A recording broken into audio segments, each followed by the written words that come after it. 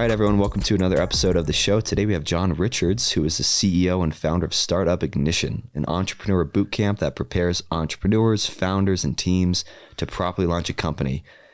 Prior to founding Startup Ignition, John was an award-winning and highly rated entrepreneurship professor at BYU, or Brigham Young University. And in addition to Startup Ignition, John is a managing partner at Startup Ignition Ventures, a pre-seed fund focused on early-stage investments. So welcome in, John. Great to be here. Did that cover it? That covered it okay? I know there's a lot more to go into. I sometimes I get guests where I'm like, well, I don't know where to start because you've done so much, and you were one of those. But I do like to typically start with your upbringing. So. Okay. If there's any, influencers or parents or childhood, what should listeners know about your upbringing to understand who you are today? Okay. So, I grew up in Seattle. Okay. I was actually born in Philadelphia, outside of Philadelphia. My father was on a temporary work assignment for Johnson & Johnson. Even though we're diehard Seattleites, he was there for less than a year, but that's when I happened to be born. So I was born over in Bristol, Pennsylvania, which is a suburb of Philadelphia.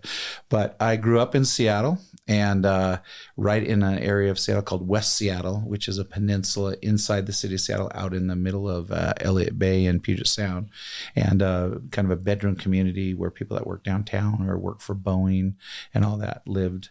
My parents went through a really nasty divorce when I was about 8 years old. So really kind of a brutal divorce that framed a lot. I'm very close to my mother throughout my life, and not so close to my father. And that's the upbringing. I was always kind of a little bit of a Alex P. Keaton type. So if you know what that is from, I think the show was called Family Ties. That's where the character in that sitcom was Michael J. Fox was the actor, and he was kind of a young, very interested in business as a teenager type and things like that. So for instance, I love sports, but I often ran sports leagues, and I like the business side of running a league almost as much as playing and that type of thing. And I had lots of little businesses. I literally would rent books to kids in the neighborhood for a nickel out of my house, like it was a paid for library and different things like that. In high school, I ran a basement casino and made money. So nice. That was interesting little things like that.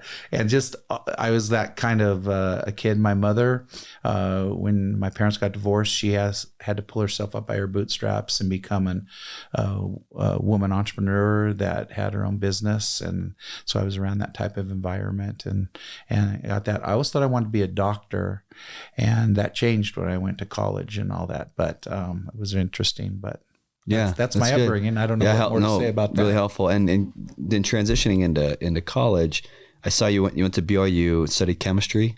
Yes. Is that right? Yes. So yeah, what was the mindset? Because it sounds like you had that entrepreneurial bug growing up. Then you go and study chemistry. I mean, did you want to be an entrepreneur? Were you trying to go find a job within the medical space? I really went into college with the idea of going to medical school and being a doctor. And I ultimately did get accepted to medical school, but did not go. I started off with a major of zoology, which is very common for doctors and dentists. So I'm from Seattle, but I went to Brigham Young University here in Utah, BYU.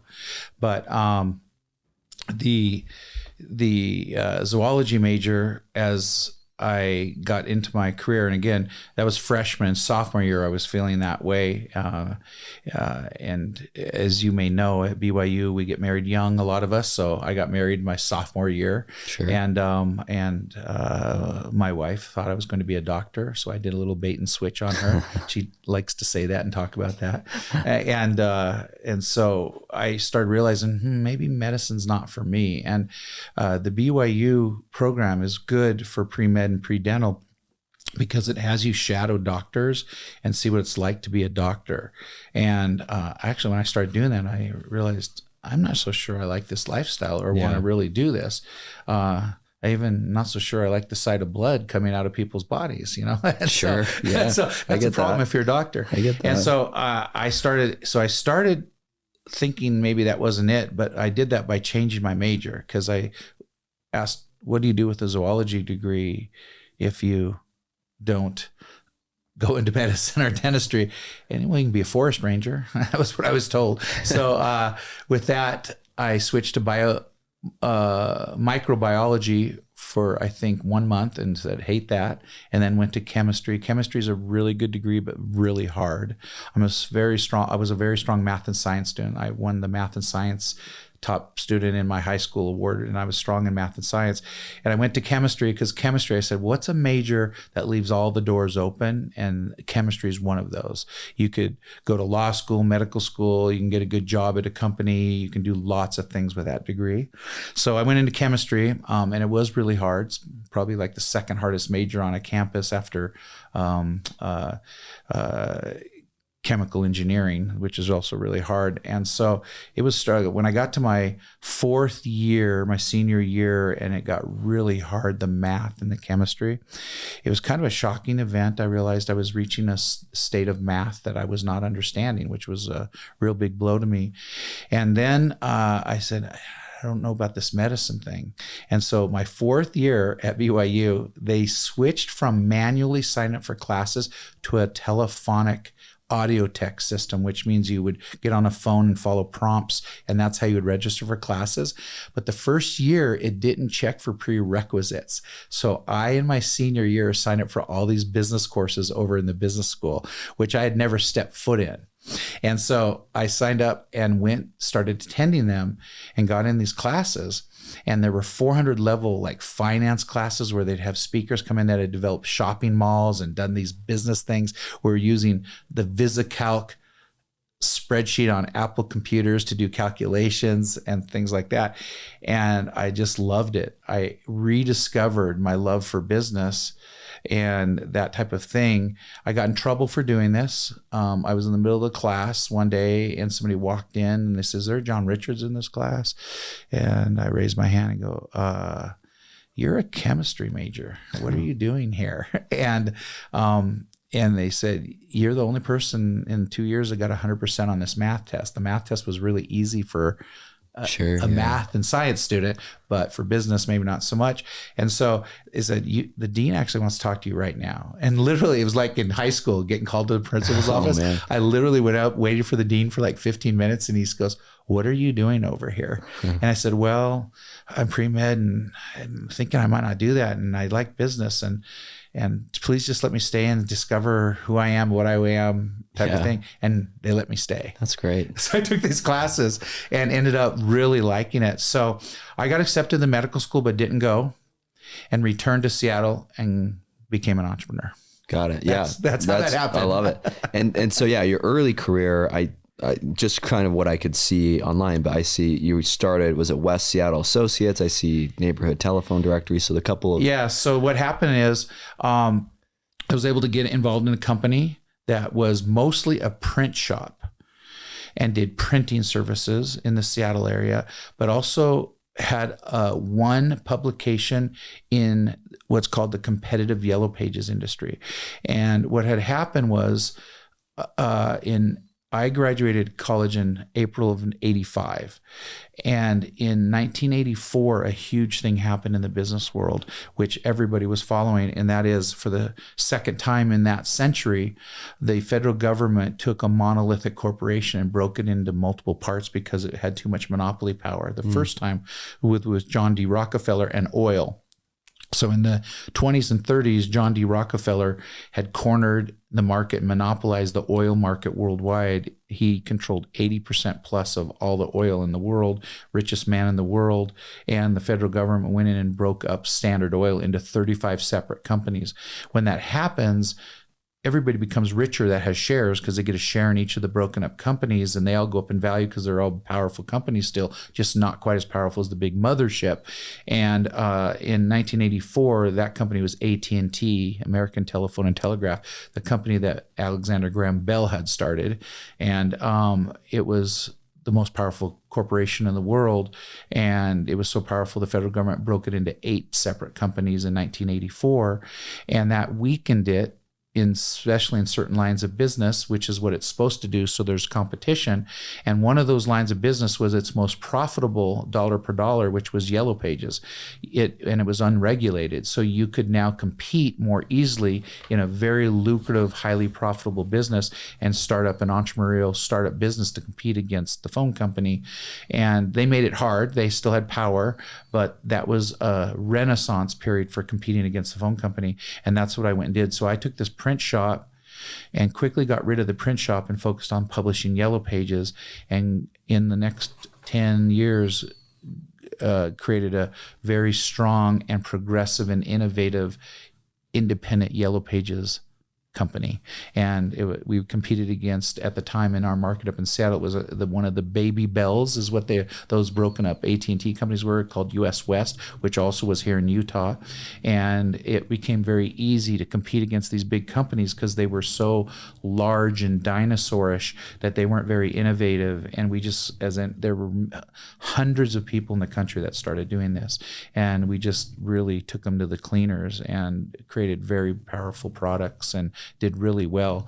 And after 10 years of that, they were very weakened and the independent publishers were very strong. And that was really, I learned so much going from nothing to building up a 44 product. I had 44 different directories and competing in a very aggressive market, very sales orientated.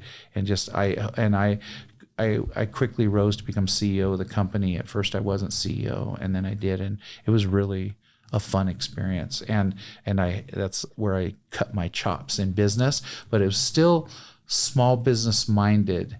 And then after that is when I started learning about scalable businesses and creating wealth through business and all that. Cause I just put my head down and built a really good Yellow Pages publishing company. And then I learned when that became I got so many offers to buy that company, I started learning how the merger and acquisition world worked and how you create a scalable venture and how to really do business in a larger way. Got it. So when you first started with this company, was it, were you coming in as an employee and then you rose through the ranks? Because of chemistry as a major, and at that time, and it was the advent of the microcomputer industry. Some people don't know that there's mainframes, there's mini computers, and then there's microcomputers. Microcomputers are what we know today as the Apple and IBM PCs and the PC clone market. Up until that time in business, you had mainframes and what were called mini computers, very large, powerful computers. Even though we called them mini, that was a powerful computer. Micro is what we know today as the average laptop or personal computer we use. That just was coming into play in the early 80s. It was a renaissance period for computing because of the advent of the microcomputer. Well, this company literally did printing and publishing using lead type. And so I got involved in that and took it over because I computerized it. This was an interesting period. As a chemistry and student, I took Pascal programming classes, basic programming classes, and learned how to software engineer a little bit. I took that company and computerized it completely, and including not just the data, but also in Seattle, a new company called Aldous PageMaker had made the first ever graphical user interface for laying out pages of content. So designing the ads and the pages in a book, like a Yellow Pages book, was done in a digital way. It was really cool. So I brought all of that. It was incredible. We grew from, this is no joke, we grew from one publication to 44 publications in Seattle and Portland with the same size staff because they using computers to do the work. Yeah, so that's great. And so you mentioned, so I computerized the company, then got into sales where the money is, became head of sales, and then head of the company CEO. Got it. Okay. And that was kind of 10 years. And I became the largest shareholder. Okay. Yeah. Got it. And that was a kind of a 10-year run, sounds like. Yeah. So it's basically my company after just a couple of years. Yeah. Okay. Makes sense. That's great. And I like that because a lot of times I think people think they've got to start from scratch, but you came in as, it sounds like an employer with an opportunity. I found out that the company was run very conservatively. This is something I taught in my class at BYU, so I'll share it here. Yeah. when you learn about business, so that fourth senior year, I learned about business and ratios and financial statements. And there's a thing called the current ratio, which is you take the current assets and divide it by the current liabilities from the balance sheet, which is a super quick measurement that bankers and others know about the health of a company. And it can tell you a lot, that one ratio. So if you have under 1 on that, the company's in trouble. 1 to 2, the company's pretty healthy, and 2 is considered extremely healthy. You go beyond 2 and have a higher ratio, and you start questioning the management team. Are they leveraging their assets and their capability to grow very well? This company had an 11 to 1 current ratio, which means it was run super conservatively. And a young buck by me could come in and push the envelope and grow it rapidly. And we did. In the Yellow Pages industry, I was one of the first publishers to computerize things. I bypassed the needs for a lot of manufacturing process. I was one of the first to do 4 full color ads. Instead of just doing black ink on yellow paper, we printed with yellow and black and full color ads on white paper, making the books way more attractive, and we could charge more. I did a lot of innovative things. There was one period where I grew 500% in 3 years and things like that. I also changed the name Yellow Pages. I changed my name to Banana Pages, which is a crazy, weird name, but it grew my company like crazy. And then the whole industry followed. Nobody wanted to call themselves Yellow Pages. And even the Baby Bells, after I did that, started changing names to Real Pages, Smart Pages, Super Pages. And it just became uncool to be a Yellow Pages, and you had to call yourself something else. And I kind of led that movement. Very anyway, cool. Too much to No, tell. that's amazing. And then what was the ultimate exit from that? Okay, so what happened was by the mid-90s, 2 things happened. First thing happened is the independent Yellow Page business had become so big and strong that lots of private equity and even public money started coming into it, and the merger and acquisition activity was insane. And so I got 10 offers for my company, 4 term sheets, and really good, and 1 on a really good multiple. And I was thinking about this. And then also one day, a young buck guy with literally dressed all in black, including a black turtleneck and kind of a hipster, walked in and told me that Yellow Pages will be out of business in 2 years. And I go, what are you talking about? He goes, have you heard of the internet? And I go, what? Yeah. And that thing that universities and scientists use to share data? Because that's all I knew about it. And he goes, no, it's just been proven it can be commercial. And they're making a graphical user interface for it.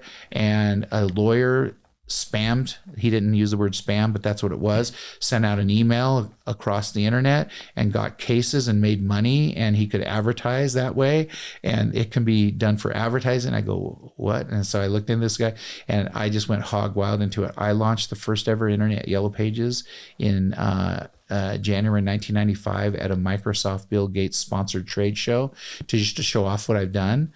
And people went gaga over it. And then we took it down and spent 9 months building a real business and launched the first ever platform for internet Yellow Pages. And I got 40 other publishers in the country to join me on this thing. And so that was happening as the print business was at the top point for valuation and exits, and then this new thing coming in that was maybe going to eradicate it. And so I literally sold the print company and went all in on internet. And then when Mark Andreessen, who's now Andreessen Horowitz and very famous, but Mark Andreessen was a student at the University of Illinois, and he invented the Mosaic browser, which then Silicon Valley got a hold of and renamed it Netscape Navigator, and that went public in 96. And I was tinkering in 95 on this idea and getting a lot of attention. When Netscape went public, the whole world changed, and then I had 10 companies want to buy my no revenue internet company. And I was talking to Microsoft, 3 Baby Bells, a lot. And what happened was eventually 3 guys left Microsoft and told me to just merge with them and not sell it to anything else and have a fun time. And we did that. And that became a company called InfoSpace that went public 2.5 years later. Wow. It was a wild .com ride. That's a lot of my business history too. Yeah, that's amazing, because that would have been right around, 2000, 2001, when it was like from Microsoft. Our InfoSpace was born in March of 96. I merged in with them 30 days later in like April 96. 3 guys, and then and then you fast forward 2.5 years later, we're public on the NASDAQ with like 1,500 employees. It was a wild ride. That's amazing. Yeah. So it sounds like obviously there was a lot of success with the Yellow Pages, and then ultimately the internet as well, going public. Did you have some liquidity events at that point? Yes. Going public's from the inside, I was on the road show. I was senior vice president in the company. The Microsoft guy was the CEO. I was number 2 business guy. And what I brought to the table was about 1/3 to 1/2 of the company's revenue. So they were fledgling, only 30 days old. I was like a year old. We'd come together and do this. And then we went public in December 1998. If you know about going public, you have a 180-day lockup where insiders can't sell for 180 days, but that can have exceptions, and they'll let you under certain circumstances. Some of us got a little liquidity before the 6 months was up because there was so much demand for the stock. It was the dot-com era. I know you guys that are younger went through the last decade, which was crazy in 2020 and 2021 with all the money and all that. But for internet companies, 1998, 1999, and early 2000 was insane. And it was just a wild, crazy ride. From December of 98 when we went public till February of 2000, our company went through 3 stock splits. Mm-hmm. We had we had a lot of liquidity and a lot of stock. It was embarrassingly crazy. Yeah. So what ended up happening? What was the ultimate exit there? So I sold a good chunk of my stock and had enough to not have to work again. Yeah. And then I also let a big chunk of it ride down. That was a big lesson in life because of I remember the exact date, March 14th, 2000, the dot-com bust started, and our stock went from $138.50 a share down to $1 in less than a year. And it was a crazy, wild time. And so, and there's a lot of other things I could talk about. We don't have time to talk about today about lessons learned and what happened then. But I, quote unquote, retired. That's a dumb thing to say at age 38. And then after 6 months into that retirement, first of all, my wife, on the day I said, okay, I think I'm done here, we're good. And she goes, it's payback time. I go, what do you mean it's payback time? And she slapped down a piece of paper and said, do you know what I've been through for 14 years? Because I had worked like 60, 80-hour weeks for long. We never even had a family vacation. We had like 3-day weekends. Yeah. And she goes, we're going to all these places as a family and us, and you're going to do all these things now. And I go, what? And she was like saying, you're going to go be the dad on field trips. You're going to meet your kids and play basketball after school and all this stuff. Yeah. She goes, do you know that some people at our elementary school thought I was a single mother? But I still was pretty good and with them, but I realized I need to focus on that. So it was a great opportunity to really focus on family. But for 6 months into that, I told my wife, you know that I'm the only man on these field trips still, right? You know that, right? And it's just even in progressive Seattle. And so then BYU called up one day out of nowhere and said, hey, if you're not going to do anything, how would you like to be a professor of entrepreneurship and help out and teach at BYU? And I go, I don't have a PhD. And they go, you don't need a PhD. And so they said, hey, fly down on Tuesday, teach a class for a semester, fly back Tuesday night and see if you like it. And that's what I did. And I ended up liking it. So I moved my whole family from Seattle with 4 children, from Seattle to Utah to teach and help out with the BYU program. And I stayed there for 12 years. And it was a wonderful experience in a lot of ways. Some challenges because it's weird working for a university and doing that kind of thing. But I came down to Utah and got super involved in the venture ecosystem. And Utah was kind of a backwater place in 2002 when I got here. But because of the advent of great companies, and I was an early investor in Omniture, which gave birth to what we now know as the incredible scene here in Utah. After Novell and WordPerfect came Omniture, and I got really involved with Omniture, really involved with the tech scene, and I headed up the only angel group in the state, and I did a lot of angel investing. So the 2000s was incredible, which then gave birth to the 2010s, which you at your age would be more familiar with the incredible Utah business scene we've seen the last decade. Right. Anyway, that's amazing. I did want to touch, John, you mentioned that when you kind of retired, your wife had the list transition. I mean, looking back now, how would you have changed anything? Because I think that the struggle today, I feel like is, I think people are a lot more aware, the millennial generation, the Gen Z. I think social media is pushing like, you need to have the time with your kids. That should be the focus. Like, go meditate, go take time in the gym, go do all these things to like balance your life. Mm-hmm. But the old school approach, I feel like, was like, I'm just going to work and have success, and then I can figure that stuff out. What's your There's a lot of good principles there, so I'm going to touch on those. Because I, as you know, I run a boot camp for entrepreneurs and try to teach them more life skills around entrepreneur, not just the entrepreneurship stuff. Because a lot of people I teach become very successful, and some of them don't manage their lives well, ended up divorced and losing their families. That's not a good outcome. I had a great wife that is very risk orientated, even though she comes from a conservative family of bankers and teachers, and she freed me up to take risks, which was great. She was also very patient and knew the system. I wasn't as bad as I was there as a father and very involved in all that, but I did work a lot.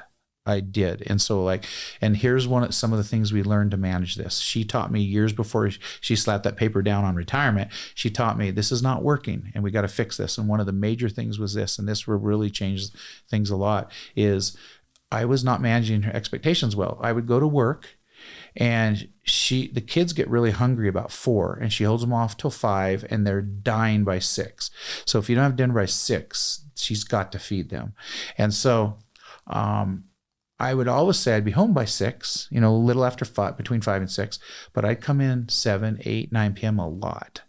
And she finally put her foot down and said, this is not right. It's not working. We've got to change that. It was about halfway through my career.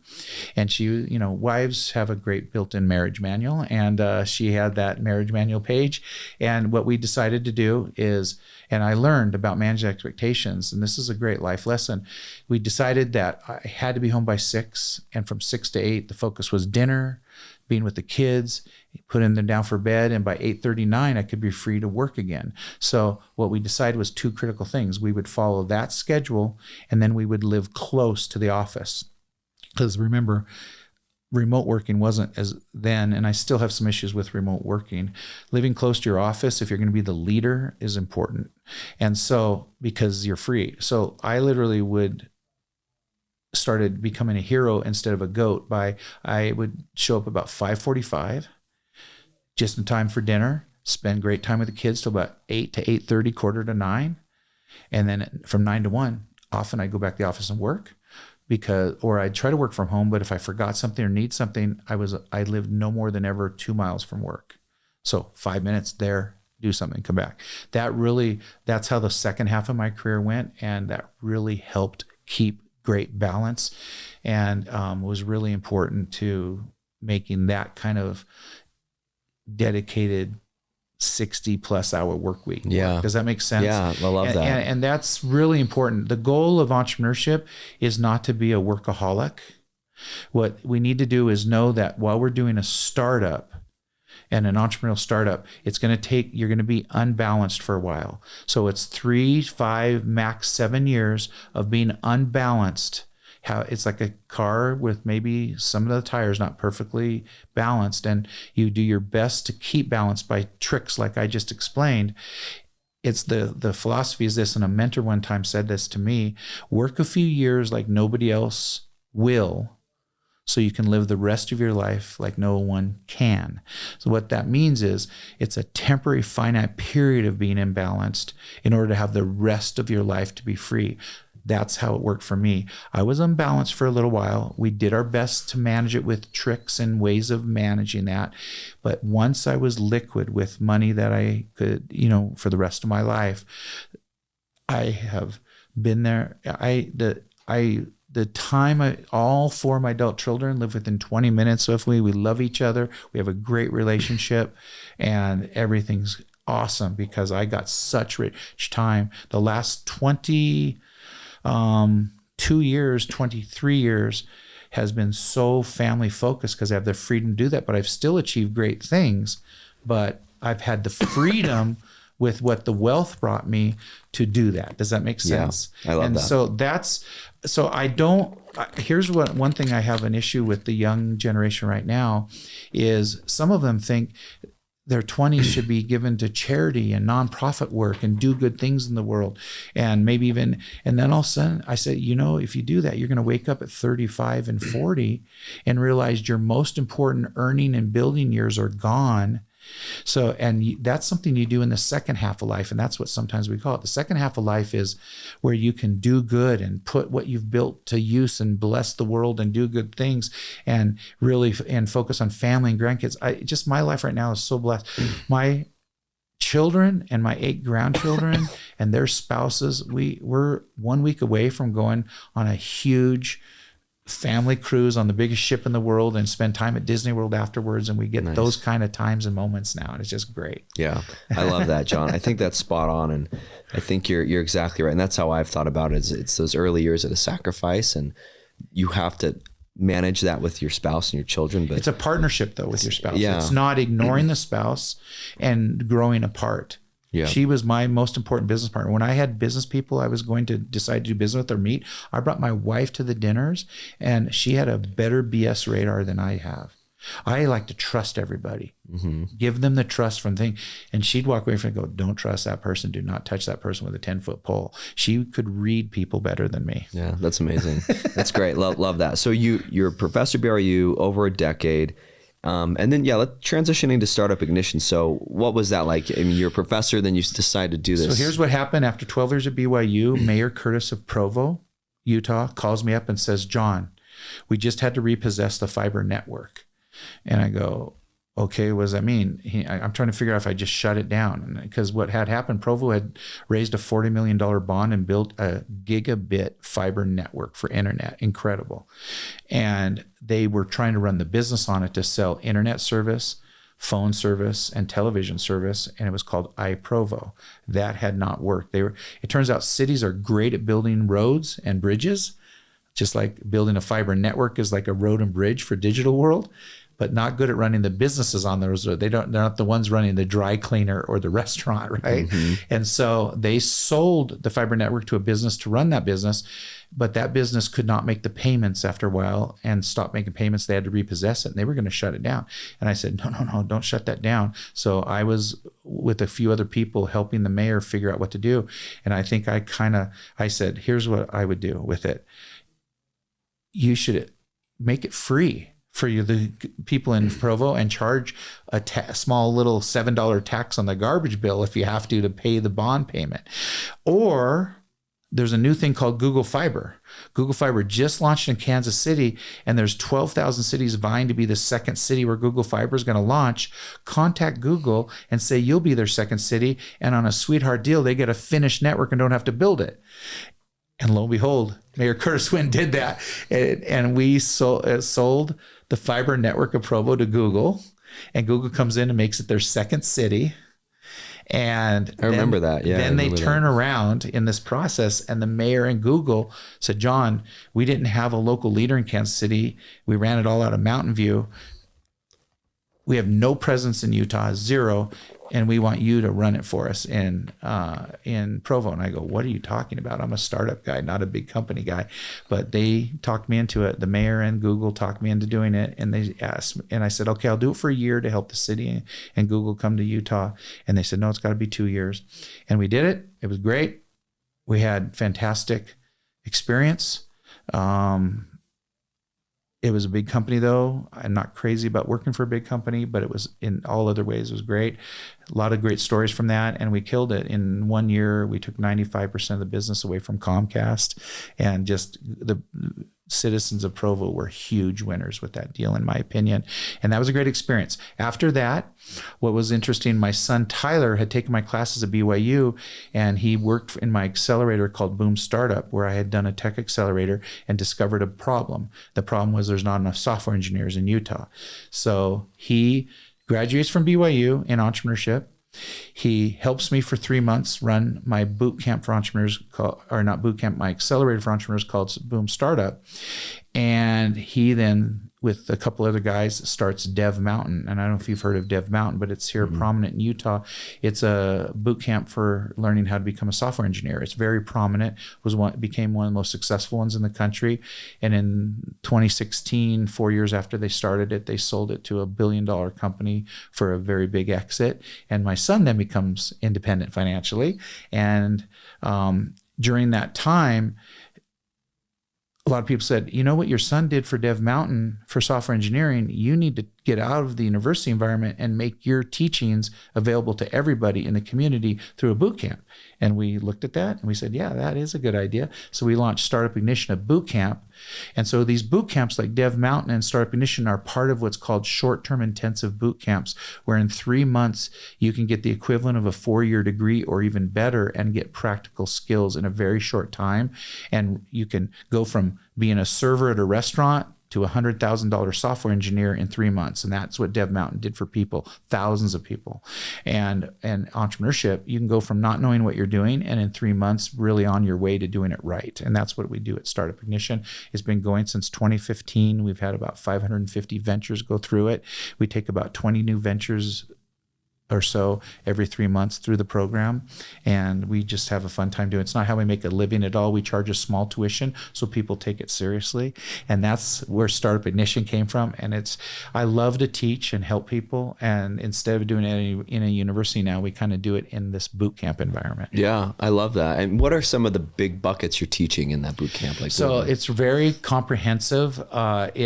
We just held our latest cohort's kickoff, which starts with a 3-day intensive in-class experience last week. And it's a lot of tough love. We don't pull punches, and we tell people their idea sucks if it sucks. Yeah. We tell them that their business model is weak if they need to make a stronger business model, and we help them through that whole process. It's very lean startup centric. So one of the things in my career we didn't touch on was in the late 2000s while I'm teaching at BYU, a man named Steve Blank had sold his company and gotten wealthy and went to Berkeley and Stanford and started teaching entrepreneurship as an adjunct professor. His first semester, he realized America was teaching entrepreneurship incorrectly, and it was damaging the success rate, high failure rates. And he basically declared that even Berkeley and Stanford and all universities in America were teaching entrepreneurship incorrectly. Very controversial, but also correct. And he came out and basically became the father of the lean startup movement. His name's Steve Blank. I brought him out to Utah a couple times here to speak and talk to people in Utah.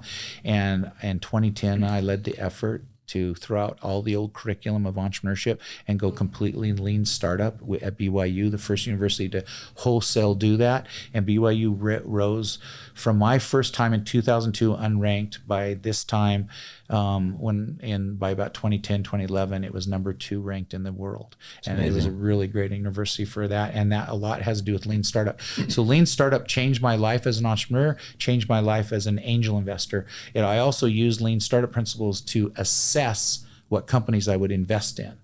And that's Startup Ignition was the teaching of entrepreneurs. And then as an angel investor, I applied those principles as an angel investor.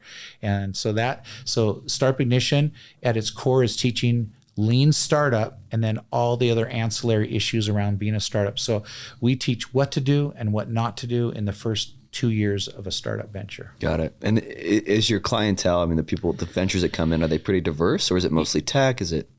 Yeah, about 55% are software-based businesses, because we're teaching you how to create a scalable venture that creates wealth, not just a small business that gives you a salary. Sure. And so that's our focus.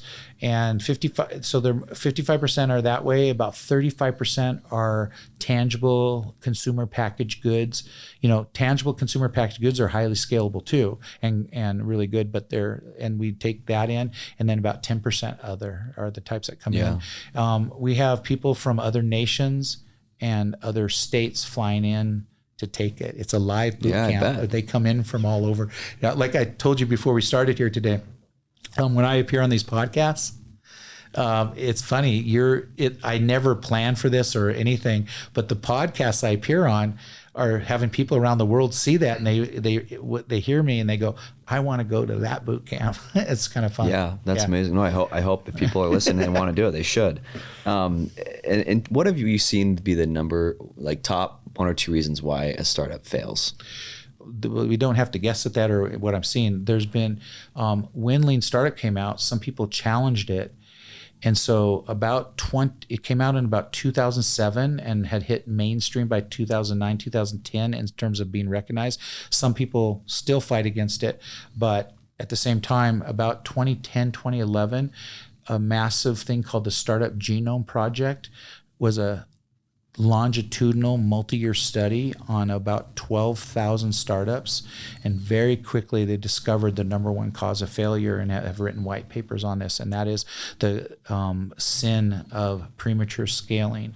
Premature scaling is the antithesis of lean startup. This is when a startup assumes it is farther along than it is and starts acting like a big company. So it does the right things too prematurely. And there's lots of ways to do this. And for instance, building a product before you've nailed your business model, hiring salespeople, making marketing collateral before you've validated your business model, before you've proven that you have customers that have the problem you think they have and will pay for the solution. And you start renting a big office. You start giving people 2 monitors on each desk. You start spending investor money or your money wildly on things that you should not be spending on yet because you haven't validated early important idea validation and business model validation. So 74% of all failure of startups can be traced back to the founders committing the sin of premature scaling. That's great advice. I love that, John. That's great. And you can, it's science. Lean startup is just applying the scientific method to businesses. So good. So good. Well, you invest a lot, John. Mm-hmm. I mean, I was looking through your resume and your LinkedIn. It's like, I feel like every tech company that's existed, you got something. But I mean, how do you, I guess from a startup ignition fund or ventures to your personal investments, how do you think about investing? What makes a good investment for you? So I'll go back to history. So my first half of my angel investing career was done the old fashioned way, where you guess and shoot from the hip and you meet with entrepreneurs for a few hours and you write checks to them. Mm-hmm. It's pretty much a known fact that a successful entrepreneur that gets wealth, their first year after getting wealthy, they lose a ton of money being an angel investor. And I'm not going to name names, but I know many people in Utah, their first year lost millions and millions of dollars, just even on an individual basis. Somebody makes $100 million or $80 million, and their first year of angel investing, they lose $5-10 million. Yeah. It happens because we assume the people we're investing in are going to be just like us and work just as hard and be just as smart and do things, and we just take for granted that. And that's not what happens. And you've got to be much more thoughtful and careful in your angel investing. I did the same thing. I put too much in to deals, too much per deal, and did not vet them and have any process for vetting them properly. That's how the first half of angel investing went. I still hit some big ones by luck, like Omniture. I did really well in. And so when you have a huge win like that, it makes up for a lot of dumb moves. But when Lean Startup came and I back tested my entire entrepreneurial career and explained all my successes and failures, I then started applying Lean Startup to assessing a startup and whether it was worthy of investment. And that helped me. So in the 2010s, the second half of my angel investing career, I've done actually less overall deals, but had way more success. And that has something to do with economic cycles too, but my ability to pick winners went up. And that's because I was saying, hey, Mr. Entrepreneur, have you truly validated your business model? Do you know how to create, capture, and deliver value in the marketplace? And do you have a solid business model that is really validated? And then my next question is, are you the right managers to manage and execute that business model? I now ask those questions. I know how to assess it in a scientific way. Yeah, that's amazing. And your Startup Ignition's vehicle, is that, I guess, house money from you and your co-founders of the group, or is it you raise money? So what happened was, in the Great Recession, which was 2008 to 2012, about a long bad recession, which I'm sure you probably remember. Yeah. I've been through lots of boom and bust cycles, and the time to be a venture investor is you load up in the trough, in the valleys of those cycles, and then ride the cycle up and you exit in the high. Unfortunately, humans are very bad at buy low, sell high, and we all make the mistake of catching and getting caught up in bubbles. So like 2020 and 2021 were a big bubble. That would be the time to exit. Yep. Okay. So in the Great Recession, I loaded up on startups and then rode them for the next 7-year run up from about 2012, 2014, when we got out of the recession, to 2021 was a straight cycle up. So I had all these ones I invested in the trough, rode them up and had great exit and harvested 7+ great deals in the end of that cycle. And so what happened was, and that's just how it goes, like my son Tyler started doing it with me. He doubled his net worth after selling his company in 2016 just from angel investing with me. And like, for instance, he and I were the first investors in Route, if you know the company here at Route, and stuff like that. And what's interesting is it was so funny. 2021, December 2021 was the frothiest time I've ever seen in the venture industry. It was absolutely insane. And then January of 2022, the stock market went terrible. The IPOs started slowing down, and it was in 30 days was a weird signal. And then from January to March of 2022, you could tell the bubble had reached its limit and was about to burst. And I remember April 15th, the whole bubble burst. And the way I talked to people in December 2021 and talked to venture capitalists and entrepreneurs, by the first week of May of 2022, it had gone 180 degrees different, from the craziest exuberance to almost irrational pessimism. And it started in May of 2022. And that's when my son and I go, I think we're headed to a down cycle and a trough again. And my son says to me, instead of us just being angel investors do it this time, why don't we start a fund and do it? And so Startup Ignition Ventures is a fund that was designed to invest in pre-seed startups when it hit bottom and the trough. So we've been in that fall for 1.5 years, and we're really proud of our investments. We've gotten good investments at great valuations and doing what we do as angel investors just in a fund environment. And we've had some limited partner investors throwing money with ours, and that's what we're doing. Yeah, love that. That's great. Last couple of questions, John, we'll wrap up. You are also an advisor on a lot of it looks like you're a board member, advisor on a lot of companies. I guess I'm curious kind of personally, and for startups who are looking to form a board of advisors or compensate them or bring in more experienced people to help them, how do you advise people to do that? I mean, I do that all the time. So it's a great question. So first of all, you have to understand there's a difference between board of directors and board of advisors. So I want to make that clear. A board of directors is a fiduciary role in a company, an actual position in a business that has legal and liability ramifications. So for instance, I generally don't want to be on a board of directors. I will only do it rarely. My personal attorney would say never do it, because you're introducing liability as being a board of a company. And so, and a board of directors has the chief duty of selecting who the CEO is of a company. And it's a fiduciary legal responsibility. So just understand that.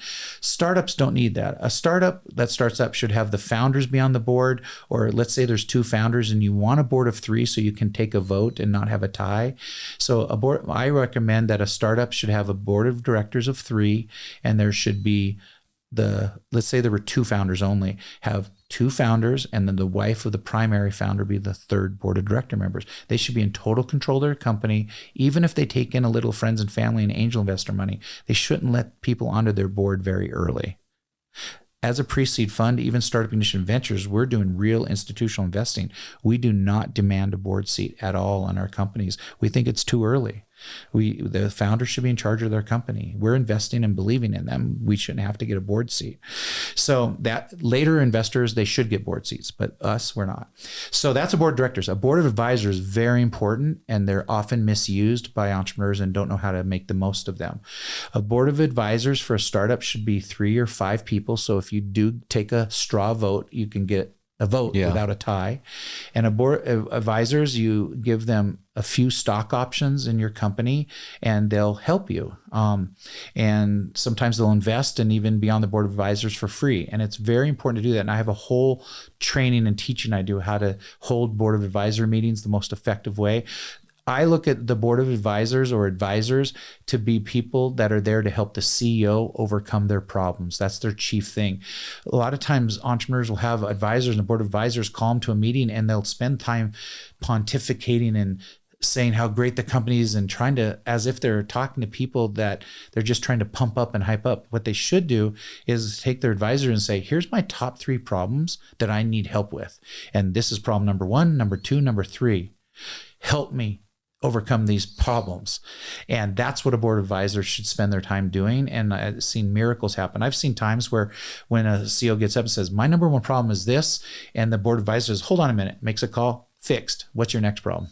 That's what advisors should do. Yeah, so good. I love that. Sense? Yeah, it makes perfect sense. You're not there to advisor. Everybody that's a experienced business people knows every company, even on the eve of us going public back in 98, I was fearful everybody discover how bad we were and how many problems we had. Every company has warts and problems, right? And your advisors should be trusted advisors that you can say, here's my worst problems, help me overcome them. Yeah, love that. So good. Well, my last question for you, John, as we wrap up, something I ask pretty much all my guests, when you think about life holistically, business, spiritual, financial, how do you define, I guess, a life well lived, or how do you define success as John Richards? Well, obviously, well, I guess it's not obvious, but success is where I think you also need to treat it holistically. I don't like somebody that fancies themselves a wonderful family man and have great personal relationships and family, but then in business pulls all sorts of